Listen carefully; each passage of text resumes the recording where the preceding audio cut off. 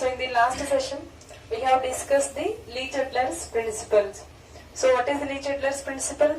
For any chemical reaction, for example, R gives P, for any chemical equation or for any chemical system, if you change the conditions like concentration, temperature or pressure, then the equilibrium will be changed and the new equilibrium will be established. So this is what we call Le-Chatler's principle. So Le-Chatler's principle affects the factors influencing the equilibrium are, first one is effect of concentration, second one is effect of temperature, third one is effect of pressure, fourth one is effect of addition of inert gas.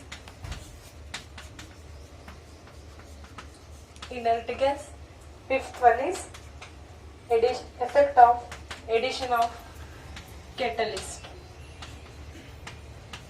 So these are the 5 factors which influences the equilibrium. So in the last session or in the last class, we have discussed the effect of concentration, effect of temperature and effect of pressure. The next one is effect of addition of inert gas. Effect of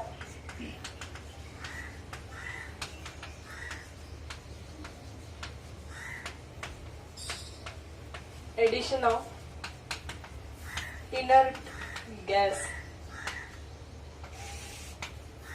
Consider a reaction.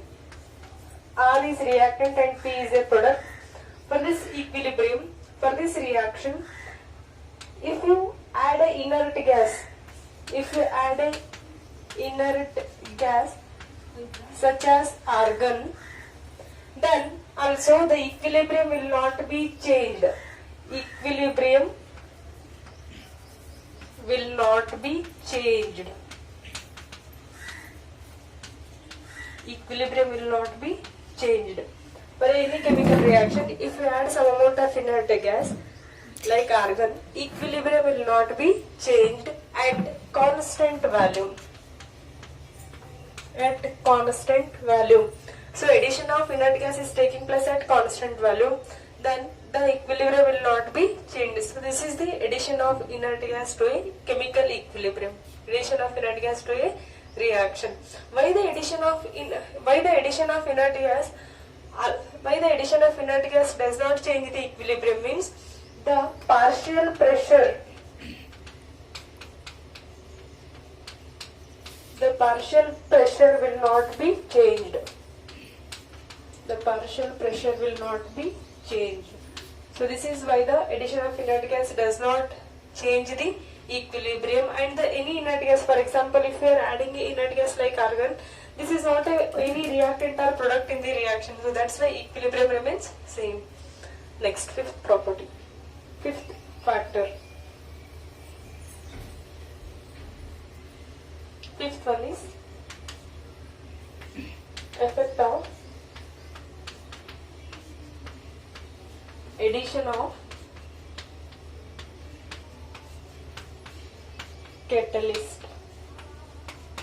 Then what is catalyst? Catalyst is a substance.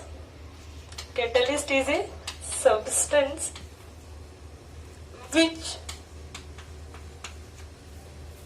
changes the velocity of reaction. Catalyst is any substance which changes the velocity of reaction by providing alternate path having lower activation energy.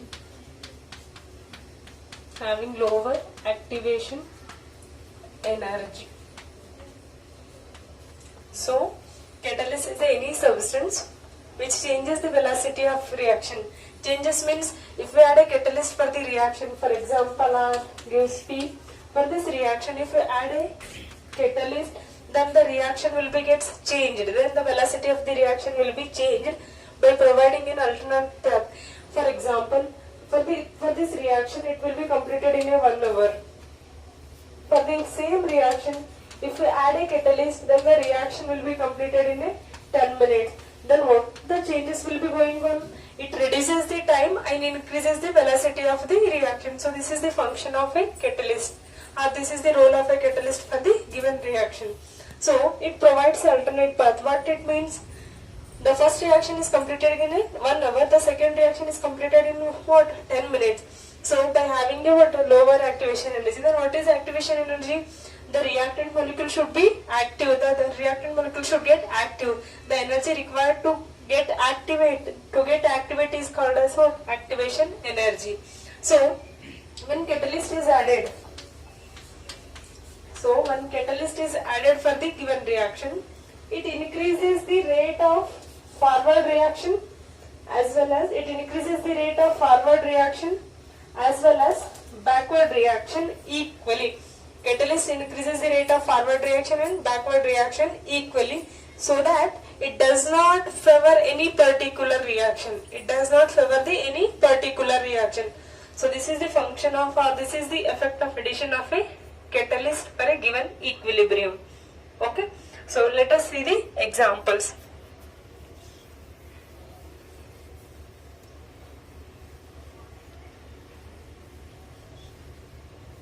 First example, application of Le-Chatelain's principle to the synthesis of ammonia. Application of Le-Chatelain's to the synthesis of ammonia. N2 plus 3H2 gives 2NH3. N2 plus 3H2 gives 2NH3. Delta H value is minus 92 kilojoule. Delta H value is minus 92 kilojoule. Now apply the whatever we have learned the Le-Chatelain's principle to the given equation, to the given reaction. N2 plus 3H2 gives 2NH3. First factor is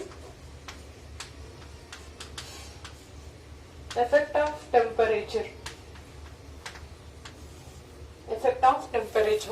So how the temperature acts for this reaction? What is the condition for the temperature? Now, the given value is in terms of what? Minus. For the synthesis of ammonia, delta H value is in terms of negative. So when delta H value is negative, so which type of reaction it is? Exothermic reaction. Which type of reaction it is? Exothermic reaction.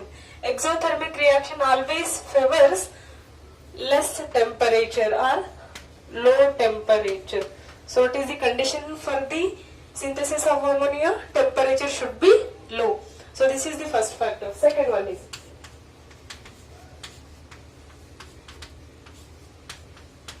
effect of pressure. Now count the number of moles on reactant side as well as product side. What is the coefficient of nitrogen? 1. Coefficient of nitrogen 3. Coefficient of nitrogen is 2. So how the moles are changing? 1 plus 3 will be equal to 4. This will be equal to what? So number of moles is decreasing. Number of moles decreases for the given reaction. When number of moles decreases, what should be the pressure? Pressure should be high. High pressure is required for the synthesis of ammonia. Third one, effect of concentration. For the reaction N2 plus 3H2 gives 2NH3. If we increase the concentration of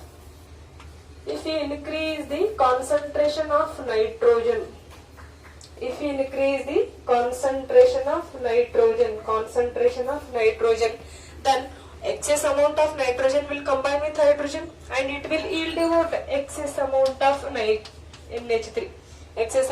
NH3. Then it means reactant, it means equilibrium is shifted towards which reaction? Towards the what? Forward reaction. So when you increase the concentration of any reactant, the reaction moves towards right or towards forward reaction. So this is the effect of concentration. Fourth one is effect of catalyst. Effect of catalyst. So it is the role of catalyst. Catalyst increases the rate of synthesis of ammonia. So which catalyst is used here? Iron oxide. What is the catalyst used here? Iron oxide. This iron oxide is a catalyst which increases the rate of synthesis of ammonia. It means iron oxide increases the forward reaction rate as well as backward reaction rate. So final effect or final changes will be what? Same.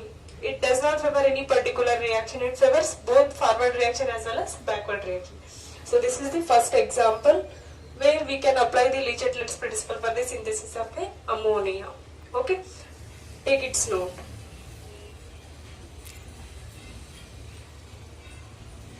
Let us discuss the second example. N2 reacts with O2 and forms a what? 2NO.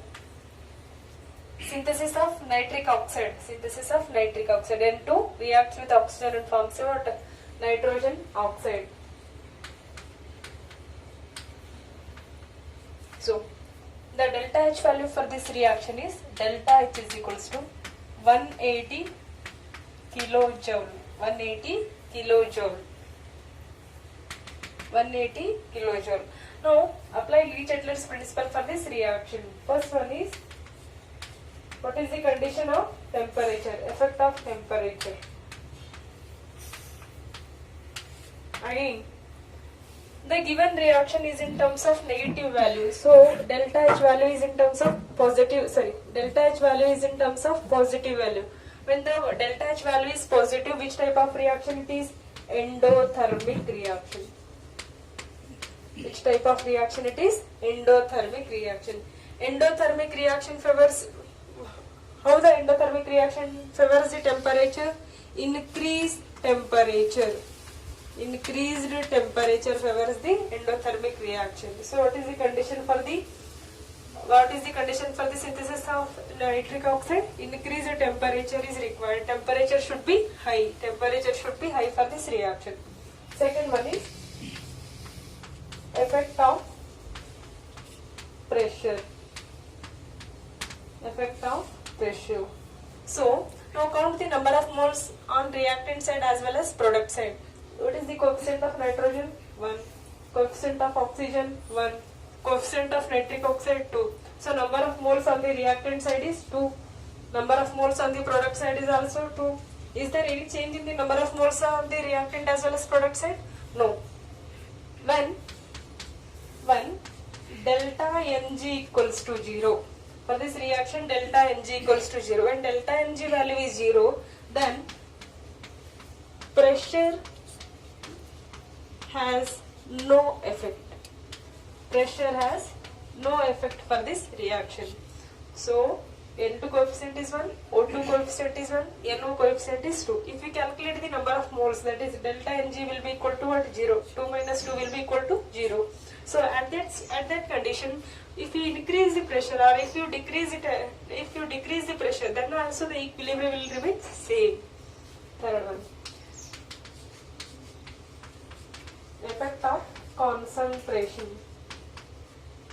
Effect of concentration. For example, if you add excess of oxygen, then that excess of oxygen will be combined with what? N2. Then the formation of NO will be more.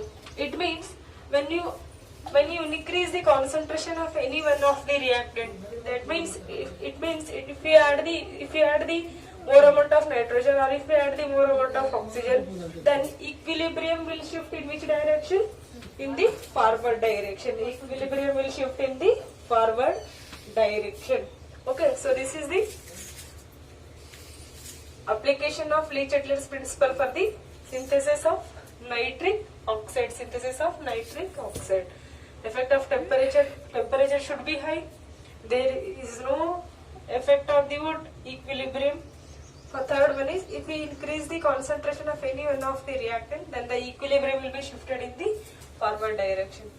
So this is the second example.